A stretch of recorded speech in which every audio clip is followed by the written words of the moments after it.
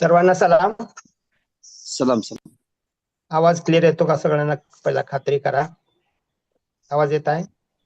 Yes sir, yes sir. Okay, thank you. कालच्या दिवसामध्ये light नसल्या कारणाने या ठिकाणी अडथळा आला होता, परंतु पास्टर तानाजी केळकर यांचे मी मनापासून आभार मानतो. कालचा पाठ त्यांनी घेतलेला आहे. साधारणतः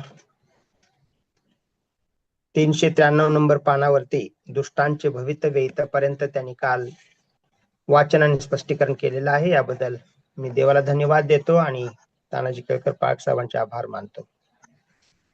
विशेष प्रकारे आज आपण 393 पान नंबर आणि 395 वरचा काही भाग आज आपण घेऊया आणि उर्वरित भाग उद्या समाप्तीच्या वेळेकरिता ठेवूया.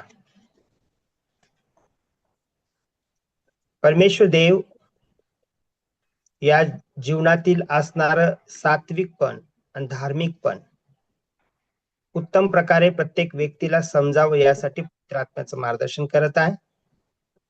आणि गेल्या रविवारपासून आपण हे 27वे तत्व शिकत असताना देवाने आपल्याला सहाय्य पुरवलेलं आहे. पुष्कळ अडथळे आले तरी देखील ते वचन आपल्याला समजण्यास मार्गदर्शन झालेलं आहे. याबद्दल मी देवाचे आभार मानतो.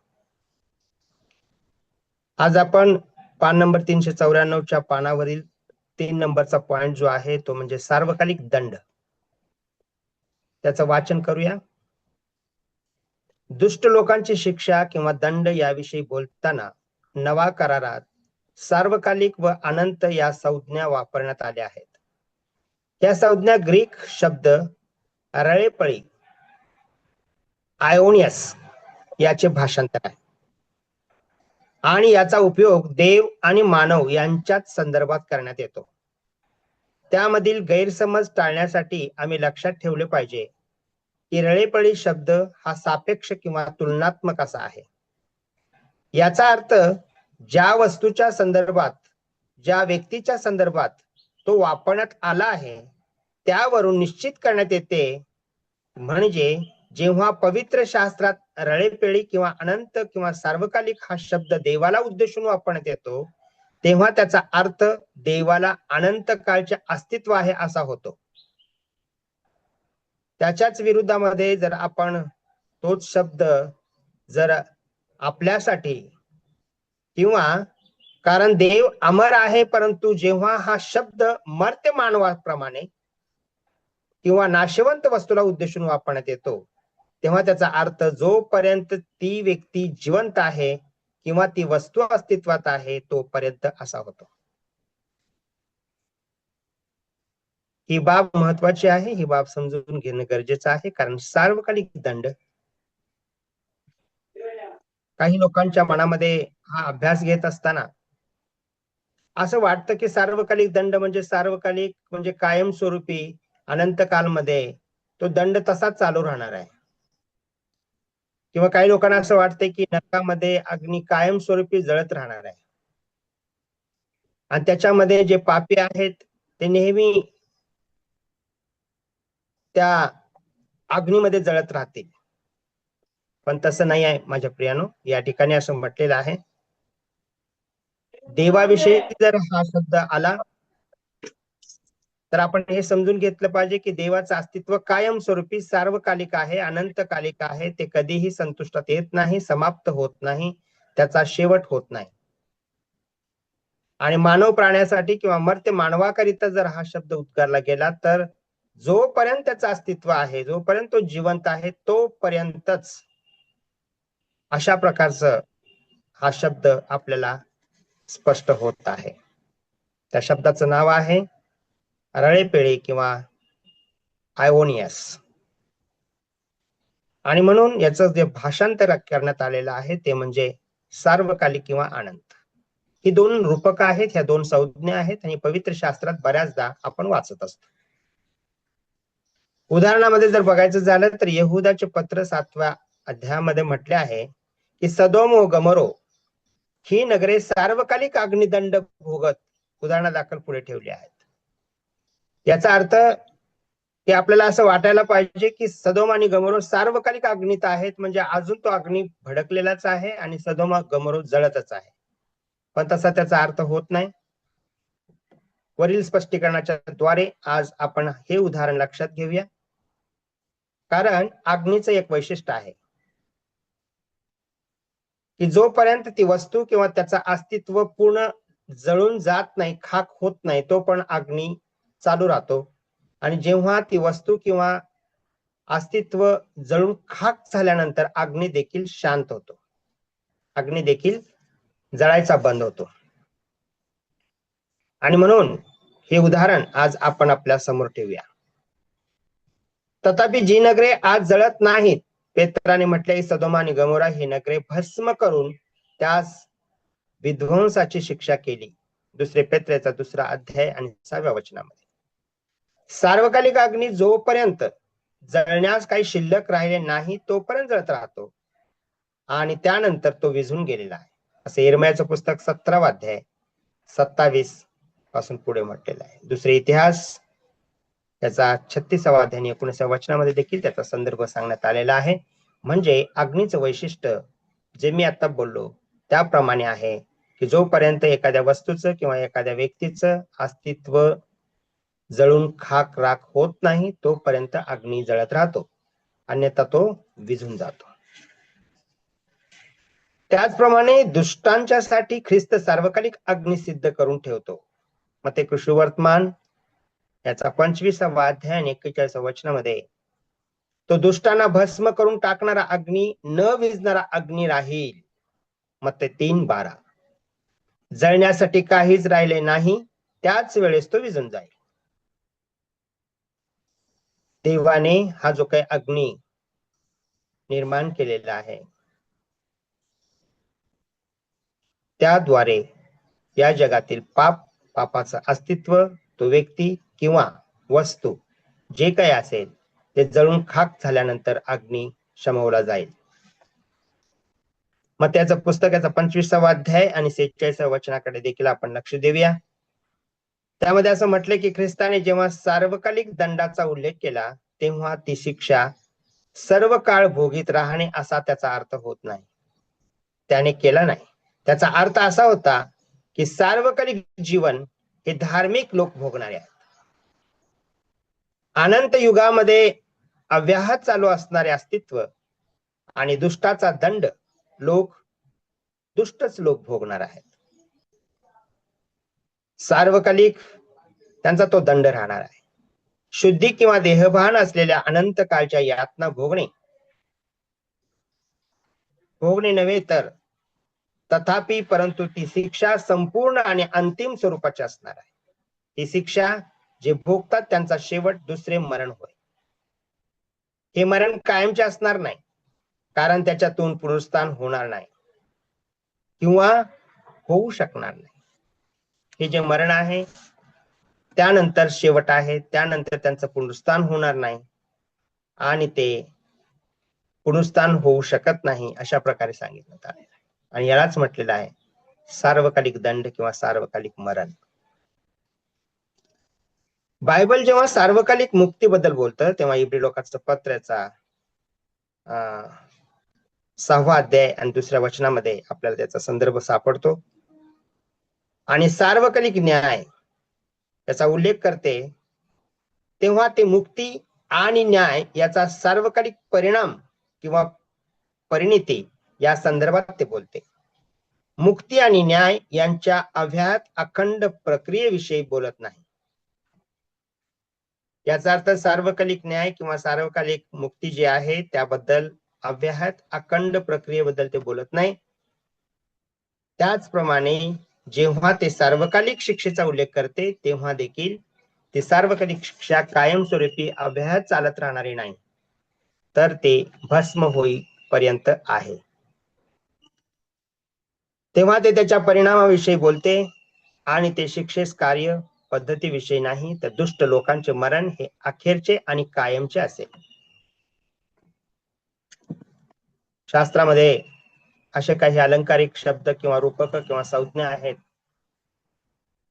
त्याचा लेखकाने अर्थ शोध करून तुम्हाला विश्लेषण करून सांगण्याचा प्रयत्न केला आहे. आपण या गोष्टी लक्षात घेणं गरजेचं आहे की काही स्वरूपात आपल्याला असं वाटतं की सार्वकालिक दंड किंवा सार्वकालिक मरण हे तसंच चालू राहील. तर तसं चालू राहणार नाही. तर अग्नीने भस्म झाल्यानंतर जसा अग्नी शांत होतो तसा तो दंड देखील त्या ठिकाणी समाप्त होतो. म्हणजे पुन्हा पुनरुत्थान नाही, पुन्हा जीवन नाही. चौथा मुद्दा म्हणत आहे युगान युग पीडा भोगणे. पवित्र शास्त्रात युगानुयुग पीडा याविषयी प्रकटीकरण 14वा अध्याय 11 वचनात आणि 19वा अध्याय 3 वचनात आणि 20वा अध्याय 10व्या वचनामध्ये याचा संदर्भ आहे. हा वाक्य प्रचार वापरण्यात आला आहे की त्यावरून असा निष्कर्ष काढण्यात येत आहे की दुष्ट लोक आणि सैतान याच्या दंडाची प्रक्रिया युगानुयुग अनंत काळात चालू राहील.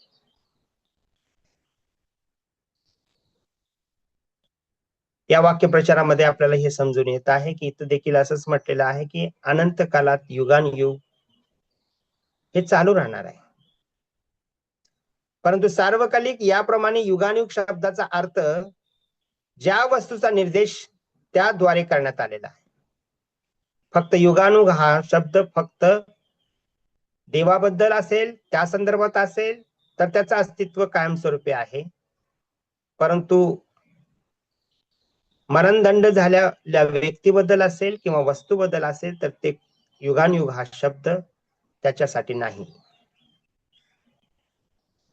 युगानुयुग शब्दाचा अर्थ ज्या वस्तूचा निर्देश त्याद्वारे करण्यात आला आहे की त्यावरून निश्चित करण्यात येतो की जर त्या शब्दांचा देवाशी संबंध येतो तेव्हा त्याचा अर्थ परिपूर्ण आहे, अबाधित होतो. कारण देव अमर आहे. जेव्हा त्याचा संबंध मर्त्य मानव प्राण्याशी येतो तेव्हा त्याचा अर्थ मर्यादित राहतो. म्हणजे त्याचं अस्तित्व जो पण आहे तोपर्यंतच त्या युगानुयुग शब्दाचा अर्थ लागू होतो. देवाने अदोमाला दिलेल्या शिक्षेचे वर्णन पवित्र शास्त्रात आले आहे. त्याचा उपयोग या ठिकाणी उदाहरणासाठी फायदेशीर होतो. यशाया म्हणतो देव तो देश जाळणाऱ्या राळेसारखा राहील, तो रात्रंदिवस विझणार नाही आणि त्याचा धूर सदा चढत राहील.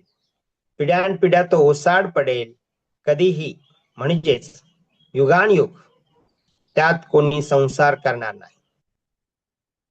यशायाचा ग्रंथ याचा 34वा अध्याय 9 आणि 10 वचनामध्ये याचा संदर्भ आहे. प्रत्येक गोष्टीमध्ये आपल्याला सार्वकालिक किंवा अनंत किंवा युगानुयुग असे जेव्हा शब्द येतात तेव्हा आपण ही गोष्ट लक्षात घेतली पाहिजे की ते जी गोष्ट आहे ज्याच्या संदर्भात बोलली गेलेली आहे तो संदर्भ फार महत्वाचा आहे. जर देवाविषयी असेल तर ते निश्चितच युगानुयुग आहे. ते कधी शमवलं जाणार नाही, कधी थांबवलं जाणार नाही. कारण देवाला अमरत्व आहे.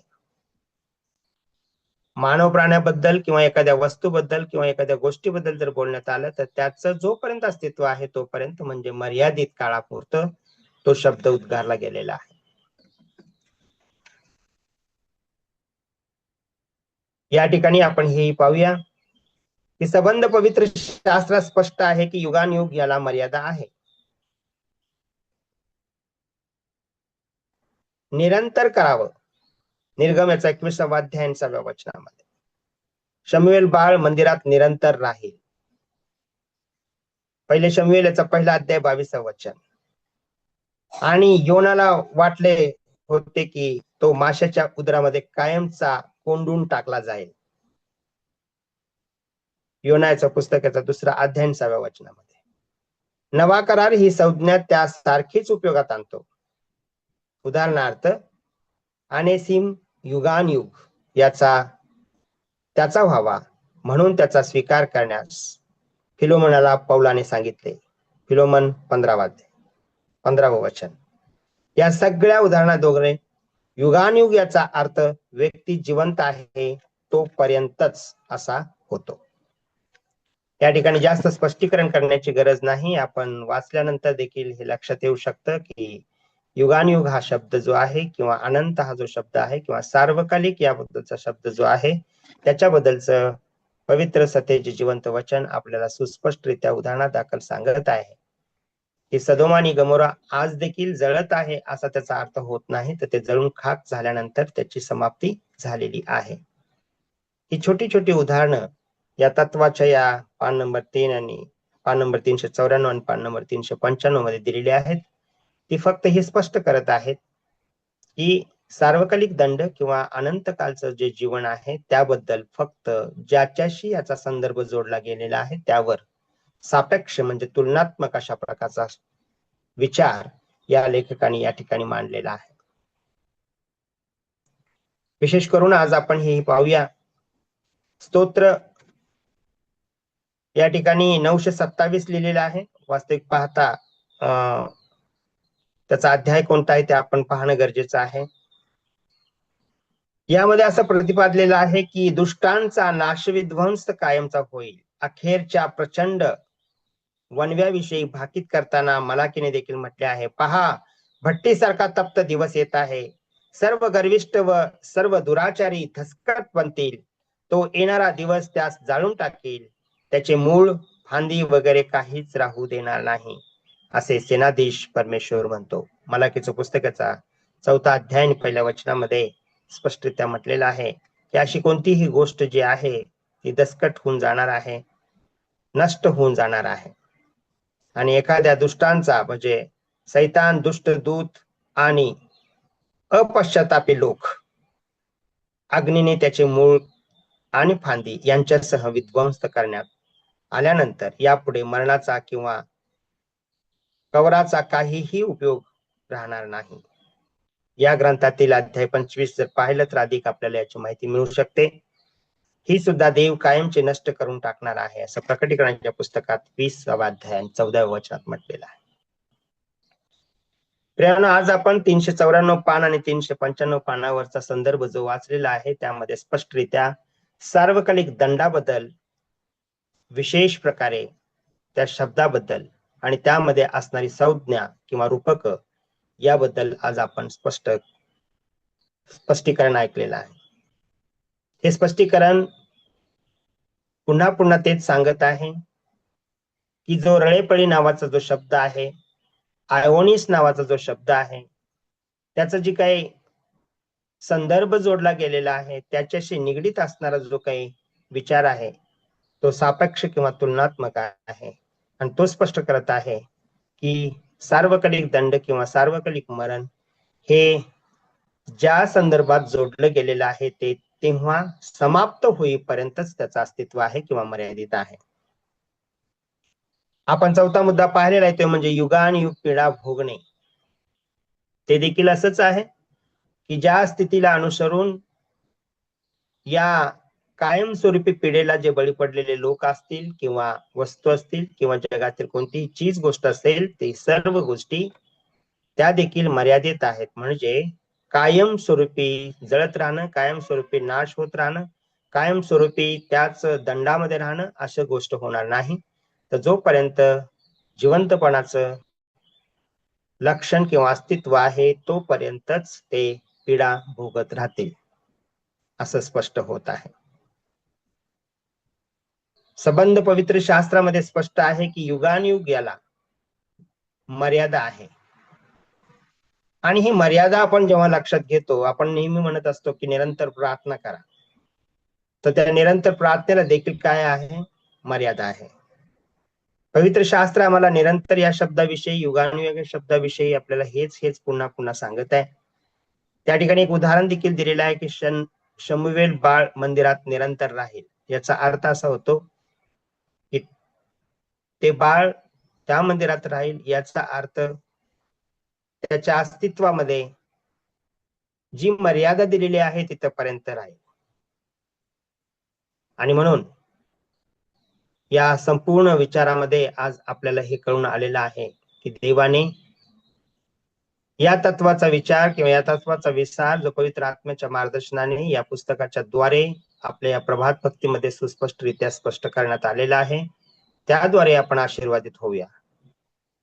उद्याच्या दिवशी आपण पाहणार आहोत की पान नंबर 396 आणि 397 हे 1.5 पानं शिल्लक राहिलेली आहेत.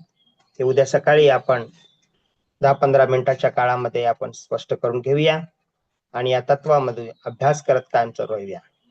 म्हणजे शेवटचं तत्व जे आहे ते पुढील रविवारपासून सुरुवात होईल आणि निश्चित अर्थाने या तत्वाचा अभ्यास करत असताना जी मंडळी रेग्युलर या ठिकाणी जॉईन होत आहे, भक्तीचा आनंद घेत आहे, सार्वकालिक जीवनाबद्दल, अनंतकालिक जीवनाबद्दल आणि सार्वकालिक मरणाबद्दल आणि अनंतकालच्या मरणाबद्दल जे तत्व आपण शिकलेलो आहोत, विशेष करून या तत्वाचा जो काही गांभीर्याचा विचार आहे किंवा गांभीर्याचा पावित्र्याचा विचार आहे तो हाच आहे की देवाने या पृथ्वीचा नाश करायचा ठरवलेला आहे आणि जे त्याच्या वचनात आणि विश्वासात आणि भक्तीत आणि प्रार्थनेत आणि संपूर्ण पश्चातापी अंतःकरणाने स्वतःचं रूपांतरण परिवर्तन करून घेतलेलं आहे ते 1000 वर्षाच्या युगासाठी अंतराळात घेतले जाणार आहे.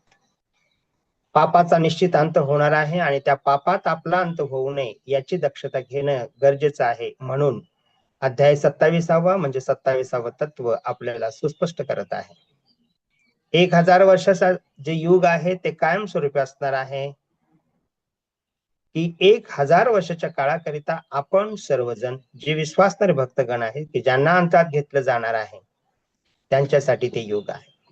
आणि त्याच काळाच्या दरम्यान सैतानाचा या ठिकाणी त्याला अग्निकोपात टाकण्यात येणार आहे, बंदात्व असणार आहे आणि त्याच्यावर न्याय होणार आहे आणि अग्नी आणि गंधक भस्म येऊन त्याला जाळून टाकून या पृथ्वीची शुद्धी होणार आहे आणि त्यामध्येच पापाचा अंत होणार आहे.